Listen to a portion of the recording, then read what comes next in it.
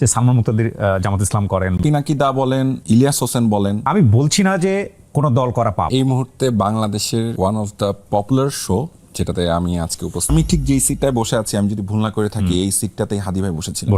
কেউ যদি রুমে এসির মধ্যে মারা যায় আর কাউরি একদম গুলি করে মেরে ফেললো, আমার ভাইটা কি করছিল? কবরেই তো যাবে। তার মাথায় গুলি করে দিলেন। আর ব্যাপারটা তো এমন না যে যে এসির মধ্যে মারা গেল তার মৃত্যু কষ্ট কম। I am so proud of it. একটা ইনসাফের পক্ষে দাঁড়ানোর কারণে আমার এই মৃত্যুর মধ্য দিয়ে আল্লাহ তোমার মাফ করে দিতে পারে। কখন আমরা ওই যে একটা আমাদের অন্তরে তিনি অসীম সাহস নাজিল করেছেন, অসীম সাহস ভাই। এক মৃত্যু লক্ষ কোটি মৃত্যু ভয় দূর করে দিয়েছে। আমাকে আল্লাহ যদি আবারও দুনিয়ায় পাঠায় আমি কয়টা জিনিস চাবো? এটাও আমি বলতে চাই। উনি বলছেন যে কেউ বাড়িতে থাকতে পারবে না, বাইরে থাকতে পারবে না। আপনি স্বাধীন দেশে এই কাম করতে পারবেন না তো এখন পোলাপানের সাথে, যারা এক একটা বিষয়ে ভীষণ স্কিল। আপনি এইভাবে ডিল করবেন না। এদেরকে আপনার আদর করে ভালোবেসে সুন্দর করে লজিক্যালি বুঝাইতে হবে। হাজার হাজার গুমের সাথে একটা গুম শুধু নিজের পরিবারের সাথে রিলেট করেন। আপনি তেরে মেরে দান্ডা করে দিবেন ঠান্ডা, ওই দান্ডা উল্টা নিয়ে ঢুকাই দিবে। বাকশালী সংবিধান যেটার মাধ্যমে অটোমেটিকলি ফ্যাসিবাদ কায়েম হবে আবারও। আপনার কি তারেক রহমানকে সম্মান করছেন? তারেক রহমানকে এটা আপনাদেরকে করতে বলছে? আপনি কিসের সাথে কি মিলাচ্ছেন? সেই ভাইকে আপনি বলছেন এখন গুপ্ত। এর মানে আমাদের যে মনস্তত্ত্ব, সেই মনস্তত্ত্ব ভাঙতে হবে। আপনি কোনোভাবেই দেশে শান্তি প্রতিষ্ঠা হতে দিবেন না। এইবার যদি ভালো কিছু না হয়, ভিতরে রক্তক্ষরণ হয়, আমাদের কষ্ট হয়, অসম্পূর্ণ বিপ্লব তার স্ফুলিঙ্গ যে রয়ে গেছে, তারা আপনাদের হাঁটুর বসে হতে পারে, কিন্তু বুদ্ধিতে ওরা অনেক আগে। আমাদের একটা দীর্ঘ লড়াই লাগবে। বিশ্বাস করেন, একটা দারুণ ঘটনা ঘটছে যে প্রত্যেকটা সেক্টরে বাংলাদেশপন্থী ছেলে, বাংলাদেশপন্থী মেয়ে পৃথিবীর প্রতিটা প্রান্তে সব থেকে যোগ্য হয়ে উঠেছে। আমি সেটা বুঝতে পারছি। আমি অনেক বেশি প্রো বাংলাদেশি হয়ে উঠছি। জনতার নতুন সংসদ, নতুন সংবিধান প্রণয়ন করবে।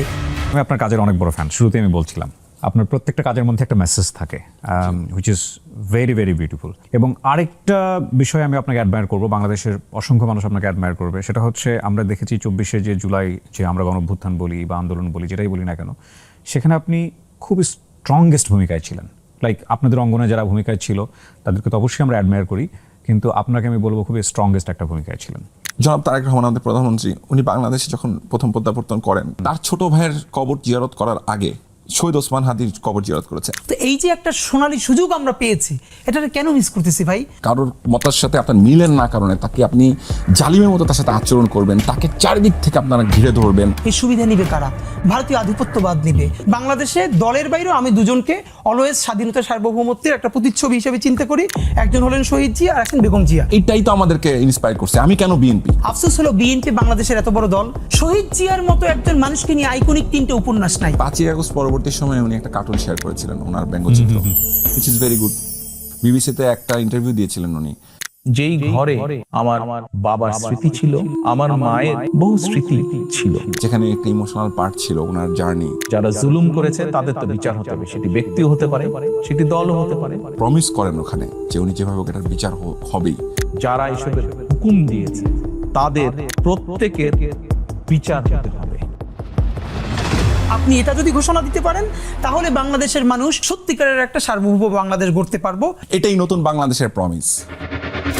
আসসালামু আলাইকুম কিবরিয়া ভাই, thank you for the compliment. And আমার খুব ভালো লাগছে যে এই মুহূর্তে বাংলাদেশের one of the popular show, আলহামদুলিল্লাহ, যেটাতে আমি আজকে উপস্থিত এবং ফাইনালি সেটা হলো, এবং আমি the one and only Kibria ভাইয়ের সামনে বসে আছি, কথা বলছি।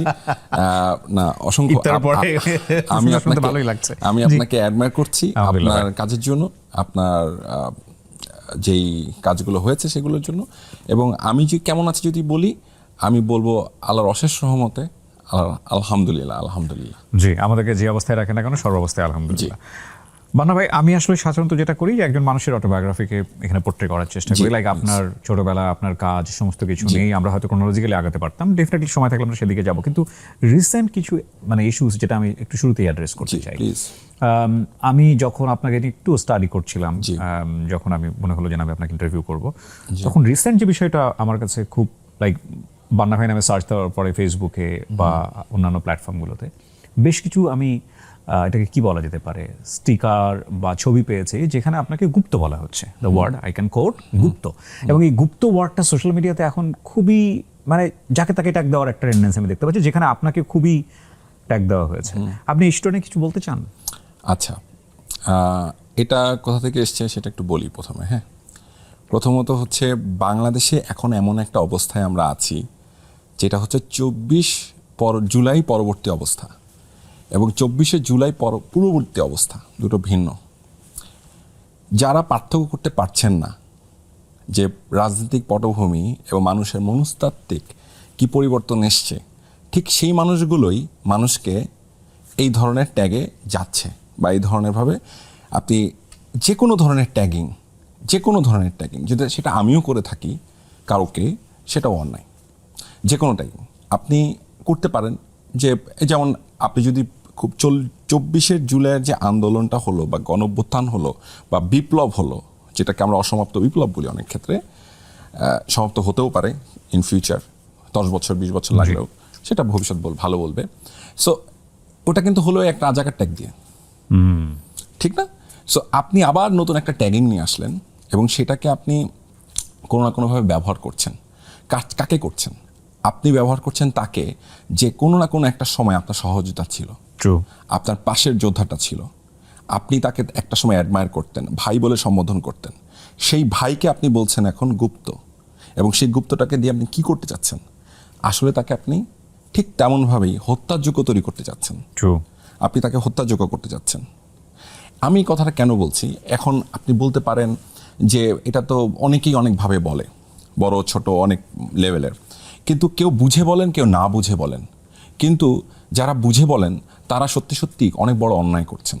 হ্যাঁ, আপনি বলতে পারেন হ্যাঁ তুমি অমুক দল সাপোর্ট করো, আমার মনে হয় তুমি ওই দল সাপোর্ট করো, সরাসরি বলেন না নামটা, সমস্যা কোথায়? হ্যাঁ, আমি যদি ওটা না করে থাকি তাহলে আমি ডিবাং করবো না, আমি এটা করি না, তুমি ভুল বুঝছো আমাকে। কিন্তু তুমি যখন ওই রাজাকার ট্যাগিংয়ের পাশাপাশি আরেকটা ট্যাগ তৈরি করছো, তখন তুমি আসলে বেসিক্যালি কি করছো? তুমি আসলে বেসিক্যালি বা আপনি কি করছেন? আপনি আসলে যেটা করছেন আরেকটা মানুষকে হত্যাযোগ্য করে তুলছেন।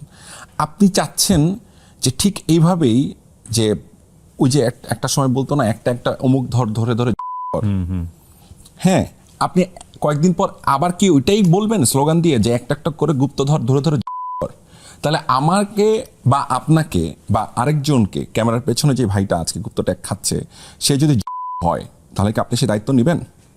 তাহলে আপনি সেই হত্যাকারী, আপনারা সে হচ্ছেন। এখন আপনারা এই ধরনের যে কাণ্ডগুলো করছেন, সেই কাণ্ডগুলোর জন্য আমার মনে হয় যে সরাসরি বলতে পারেন তো যে হ্যাঁ বান্না ভাই, আপনার কথা আমার কাছে মনে হয় যে এইটা মনে হয় এইটা না, এটা আমার কাছে আপনি যেটা বলছেন এটা আপনি মিথ্যা বলছেন বা আপনি সত্য বলছেন বা কিছু একটা বলতে পারেন। কিন্তু আপনি ট্যাগিংয়ে যাচ্ছেন কেন আবারও? সেই ট্যাগিংয়ে যদি যান সেটা তো ভালো কিছু হবে না। দেখেন, আমিও বুঝে না বুঝে মাঝে মধ্যে কিন্তু ট্যাগিং করে ফেলি, কিন্তু আবার পরক্ষণে যখন আমি বুঝি যে ট্যাগিং করাটা আসলে অন্যায়, তখন কিন্তু আমি নিজেকে আবার সম্বরণ করি, কেননা প্রত্যেকটা মানুষের মধ্যে ফ্লস থাকে। কিন্তু আপনি এই অস্ত্রটা ব্যবহার না করাটাই বাংলাদেশের জন্য ভালো হয়, জুলাই পরবর্তী বাংলাদেশের জন্য। এবং আপনি যাদেরকে ট্যাগিং করছেন, বিশ্বাস করেন একটা দারুণ ঘটনা ঘটছে, আমি সেটা বুঝতে পারছি। আমি অনেক বেশি প্রো বাংলাদেশি হয়ে উঠছি, আমি আরও বেশি মানুষের মধ্যে প্রো পিপল হয়ে উঠছি। মানুষ আমাকে আগের যে কোনো সময়ের চাইতে, এই যে আপনারা এগুলো করছেন না, এই কারণে আমাকে যে আপনারা কি ভালোবাসা দেওয়াচ্ছেন মানুষের কাছ থেকে, অসংখ্য ধন্যবাদ। আমি এটা একটু উল্টা করেই বলি, আপনারা এই ট্যাগিংটা আরও বেশি আমাকে করেন, যাতে আমি আরও প্রো পিপল হতে পারি, আমি আরও প্রো বাংলাদেশি হতে পারি, এবং আপনাদের মতো ইতর বদমাশদেরকে আমি চিনতে পারি। কারণ আপনাদেরকে চেনাটা জরুরি। আপনাদের মতো একটা কি বলবো, একটা মানে পোটেনশিয়াল কিলারদেরকে চিনা ফেলাটা আমাদের জন্য, মানুষের জন্য খুব জরুরি। এবং আরেকটা ইন্টারেস্টিং বিষয় ঘটে গেল, আমরা যখন অনুষ্ঠানটা শুরু করব তখন আমরা বলছিলাম, মানে সমসাময়িক অনেকগুলো বিষয় নিয়ে কথা বলছিলাম। রাইট, আজকের আগের দিন, আমি জানি না শোটা হয়তো 2 দিন পরে প্রচার হবে, যখন আমরা রেকর্ড করছি, বাংলাদেশ ব্যাংকের তিনি সাবেক গভর্নর রাইট নাও, তাকে যেভাবে বের করে দেওয়া হলো, ওই একই অ্যাক্টিভিটিস আমরা দেখলাম যখন আমাদের মানে অন্তর্বর্তীকালীন সরকার ছিলেন, সেটাকে বিভিন্ন পত্রপত্রিকায় লেখা হতো মব, আবার সেম জিনিসটাকে এখন বলা হচ্ছে বিক্ষোভ। জনরোষ হয়ে যাচ্ছে, এখন আবার বিক্ষোভও হচ্ছে, জনরোষও হচ্ছে। তার মানে বিষয়টা হচ্ছে কি, আপনি শব্দের খেলা খেলছেন এখানে, যে শব্দের শয়তানি বলি আমি এটাকে, শব্দের শয়তানি।